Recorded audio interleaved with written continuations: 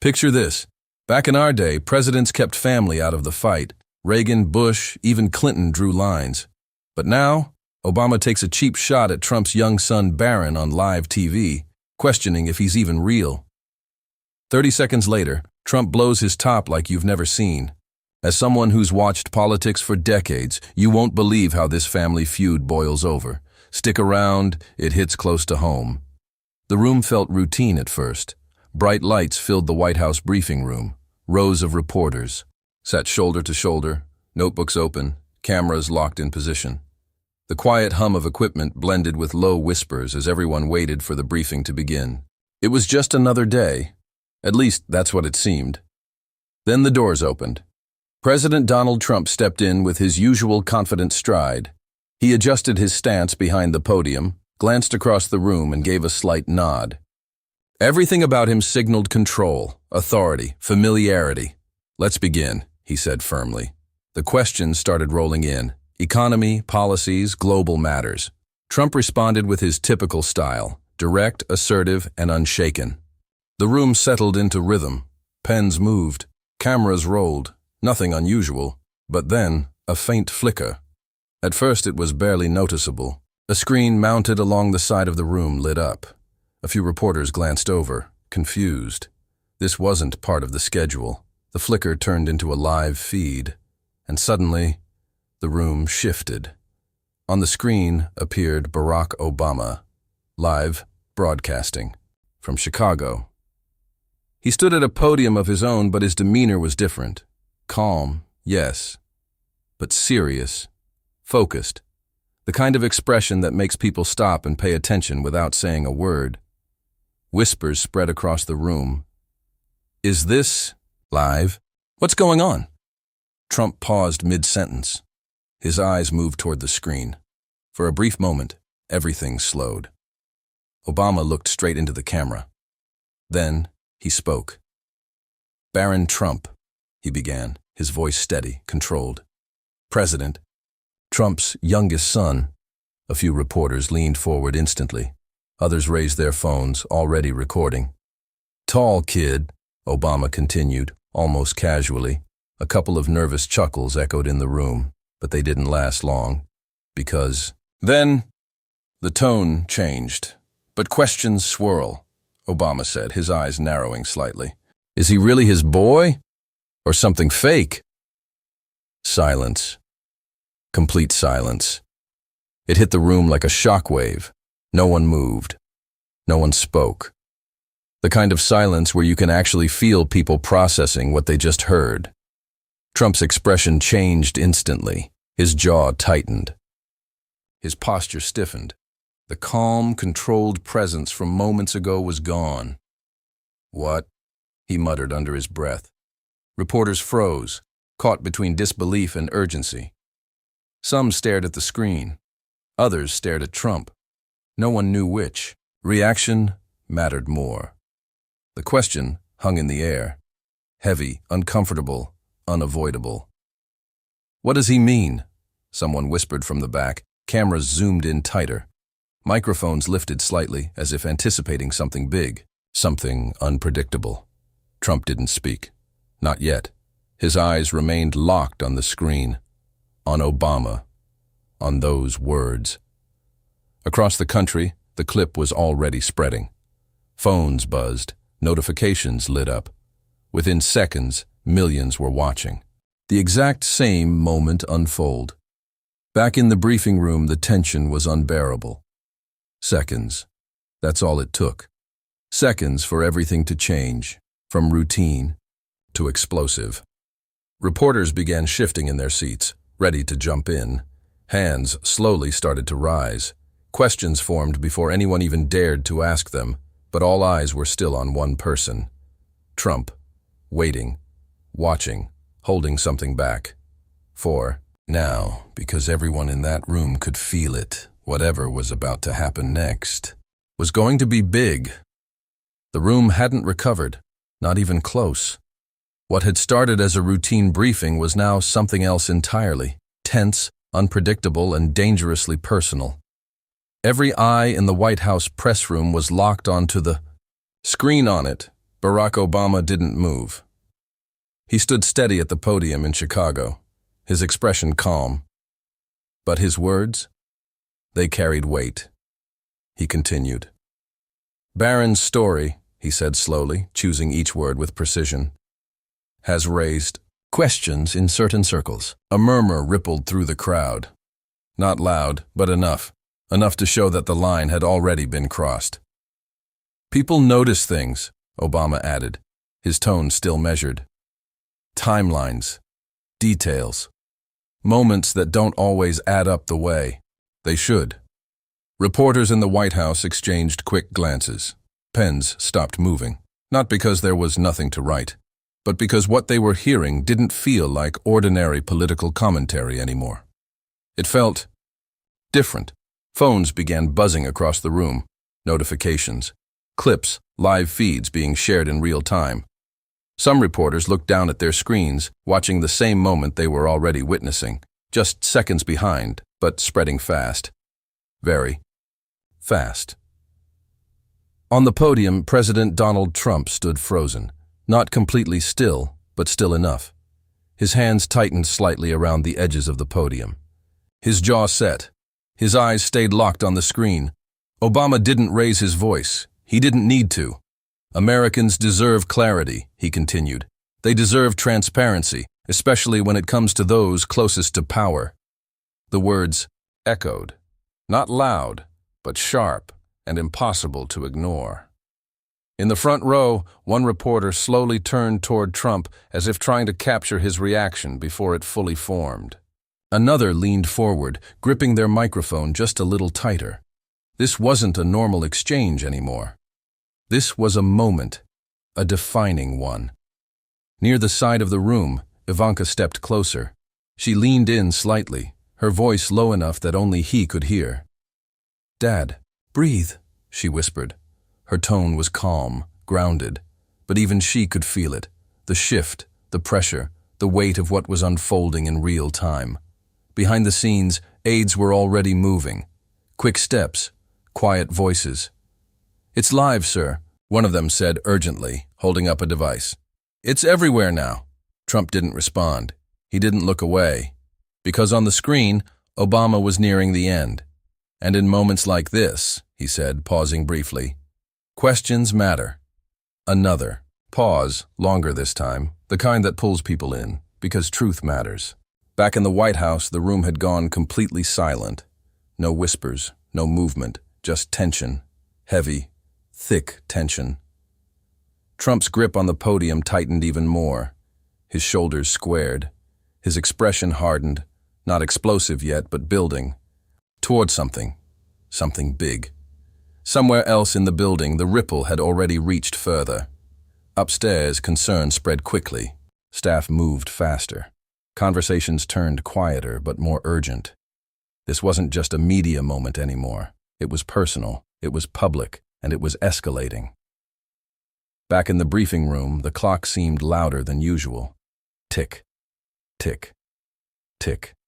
Every second stretched longer than the last. Reporters waited. Cameras stayed locked. The entire country watched. And then, 30 seconds. That's all it took. And seconds for the atmosphere to completely transform, from controlled to combustible. And standing at the center of it all, Trump, still silent. But not for much longer. Those 30 seconds didn't pass normally. They dragged. Every second felt heavier than the last, stretching the silence into something almost unbearable. Inside the White House press room, no one spoke. But inside President Donald Trump's mind, everything was moving fast. Too fast. Memories surfaced without warning. Barron, just a baby. Small, quiet, wrapped in a blanket, far away from cameras, far away from politics. A different time, a simpler time. He remembered the feeling, holding him, knowing he was his. He remembered Melania Trump too. The happiness, the relief after years of pressure, headlines, expectations.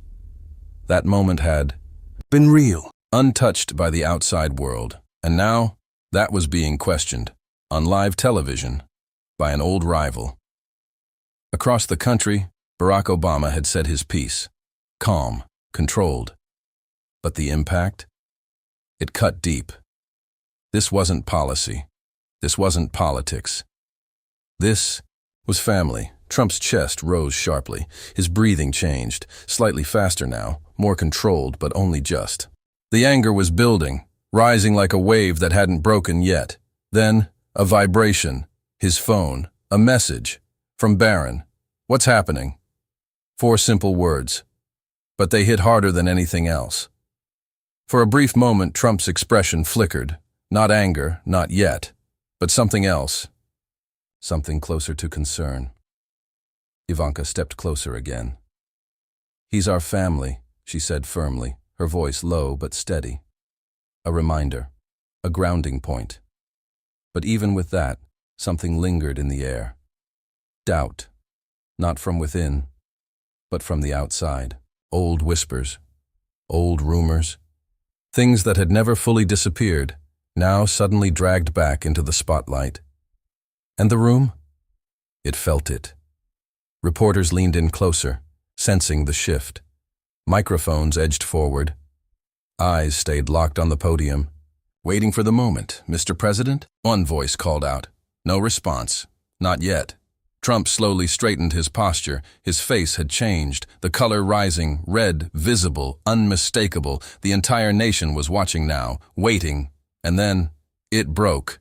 "Barron is my son," Trump shouted, his voice exploding through the room, shaking the silence apart. The reaction was instant. Cameras zoomed tighter. Reporters surged forward. The calm of moments ago was gone. 100%, he continued, his voice louder now, sharper. "You understand that? 100%. His hand struck the podium. Hard. "Obama," he said, almost spitting the name now. "Sour grapes. That's what this is. He lost big, and now he wants to go after a kid?" Gasps, shouts, chaos building again. "Disgraceful," Trump added, pointing outward toward the cameras. Some voices in the room rose in support, cheers breaking through the noise. Others pushed back, questions firing faster now, louder, more aggressive. "Mr. President, are you saying—" "What about—" Trump waved them off, cutting through the noise. "No," he said firmly, "we're not doing that." His tone shifted, not calmer, but more focused. "Melania carried him," he continued. "Perfect boy, smart, strong, everything you'd want." For a moment, the intensity softened, just slightly, but only for a moment. "Obama's words?" He snapped again. "They don't touch us. They don't mean anything." But the room didn't settle, because the moment had already gone too far. Later, another clip surfaced. Melania Trump appeared, her expression composed, but firm, strong. "My son," she said clearly. "Our son." Her voice didn't shake, but her eyes. They told another story. Back in the briefing room, Trump wasn't finished. "Fake?" he repeated, almost incredulous. "Never!" He leaned into the microphone. "Real blood, real family, real love." The words echoed across the room, across screens, across the country. The live feed buzzed with energy, noise, reactions, analysis. Already beginning before the moment had even ended, and through it all, Obama remained silent. No response, no follow-up. But the impact of his words? It stayed. Because even as Trump defended, as he pushed back, as he stood firm, something else had already begun. Whispers. Quiet at first, but spreading. Did he react too strongly? Was the response too intense? Or did it reveal just how deep the hit really was? The cameras kept rolling. The room stayed loud. But behind it all, something had shifted, and backstage, where the cameras couldn't see, the real consequences were only just beginning. The noise of the day finally faded. The cameras were gone. The shouting was over. The headlines were already spreading across screens, but inside the White House it was quiet again. A different kind of quiet. The kind that follows something heavy. That night, President Donald Trump wasn't standing at a podium. He wasn't answering questions. He wasn't reacting. He was just a father. Barron stood in the room, taller than before, but somehow quieter. The events of the day had reached him long before the night did. At school, online, everywhere. Words travel fast. Faster than anyone I can control. Trump stepped forward and pulled him into a firm hug. "You're mine, son. Always," he said. "No cameras, no audience, just the truth, as he saw it." Barron nodded. He didn't say much. He didn't need to. But in his eyes, there was something new. Not weakness, not fear, but the kind of mark that moments like this leave behind. The kind that doesn't show up in headlines, but stays with you. Nearby, Melania Trump sat quietly for a moment before reaching for something. Old. Photos. She placed them gently on the table. Images from years ago, private moments, family memories, times untouched by public life, smiles that didn't belong to the world, moments that were never meant to be questioned. "Some things don't need explaining," she said softly. Her voice was calm, but firm, because she understood something many didn't. Power doesn't just shine a spotlight on leaders. It shines it on their families too, and sometimes that spotlight becomes too bright. Across the country, the earlier remarks from Barack Obama had already sparked debates, discussions, and endless analysis. But inside the room, it wasn't about politics anymore. It was about impact. Rivals look for pressure points, moments of weakness, places where a single question can create doubt. And family? That's the most personal place of all. But that night didn't end in silence. It ended with a decision. The next day, Trump didn't return with anger. He returned with strategy. Back in front of cameras, his tone was different. Still firm, but controlled. "Barron's future is strong," he said. "Brighter than ever!" No shouting, no explosion, just certainty. Then came something unexpected. Stories, moments, pieces of family life shared carefully, deliberately, not as defense, but as presence, as clarity, as a reminder that behind the noise, there was something real. And slowly, the tone shifted. Critics who had been loud began to quiet down. The focus moved away from questions and toward what was visible. Barron, once at the center of the storm, stood taller, not because the noise disappeared, but because he didn't let it define him, and that was the real outcome. This wasn't just a clash between leaders. It was a reminder, in the highest positions of power, the battles don't stay professional for long. They become personal. They reach places no one expects, but they also reveal something else. Strength, resilience, the ability to protect what matters most. Because in the end, attacks may land, words may spread, but bonds, they don't break that easily. And as the world continued to watch, one question remained. If another moment like this comes, another challenge, another line crossed, will Trump respond louder than before, or will he move first? One thing was certain. The White House doesn't just lead, it endures, and the fight never truly ends.